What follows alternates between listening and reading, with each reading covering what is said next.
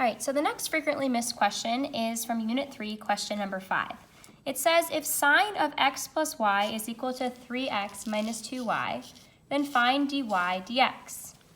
Okay, so this function right here, actually, it's really not a function right now because it's in terms of x and y.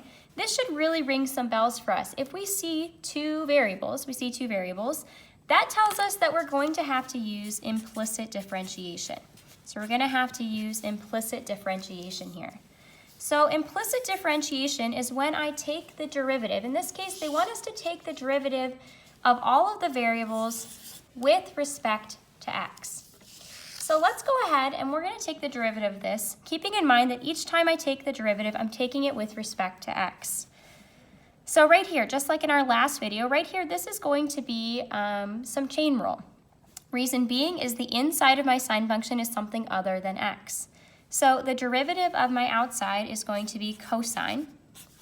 I'm going to copy and paste the inside, and I need to multiply by the derivative of the inside. So the derivative of the inside here, well, the derivative of x is 1 with respect to x, but the derivative of y, that one's different. This one is not in terms of what I'm taking the derivative with respect to. This is a y. Because of that, I'm going to take the derivative of y, which would be 1, but I need to say that I took it with respect to x. So it's going to be 1, which is the derivative of y, dy dx. After that, on the other side, I'm going to take the derivative of 3x with respect to x, which is just 3 minus 2 times y. The derivative of that is 2 dy dx. So you might be tempted to be finished here, but what we need to do next is we need to get dy dx by itself. So dy dx right now is kind of stuck. It's stuck inside of this expression here. The only way I can really free it is if I distribute cosine of x plus y onto both pieces. So if I distribute that in, cosine of xy, x plus y times 1 is just cosine of x plus y, plus cosine of x plus y times 1 dy dx, so that's cosine of x plus y dy dx. And we can say that thing still equals the other side, which is 3 minus 2 dy dx. All right, after this should just basically be an algebra problem. All I need to do is get dy dx to be all by itself. So what I'm going to do, let's put dy dx on, I don't know, let's put it on this side, and I'll put all my other terms on the other side. So I'm going to move this over. So minus cosine x plus y, minus cosine x plus y, and I'm going to add, 2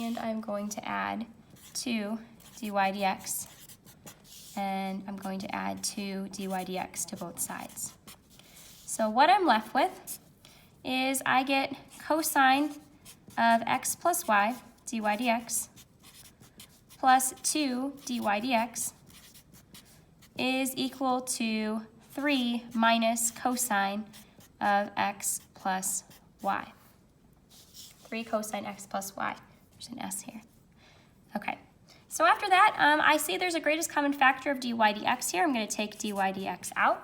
So if I take dy dx out, I get dy dx times cosine of x plus y plus 2. That's equal to 3 minus cosine of x plus y. So lastly, I'm just going to divide by this whole thing here to solve for dy dx. So dy dx is going to equal 3 minus cosine of x plus y all over cosine of x plus y plus 2. Oh my gosh, I'm sorry. It's very typical. Sorry you didn't see that. But this right here is the solution. So dy dx is equal to 3 minus cosine x plus y all over cosine x plus y plus 2.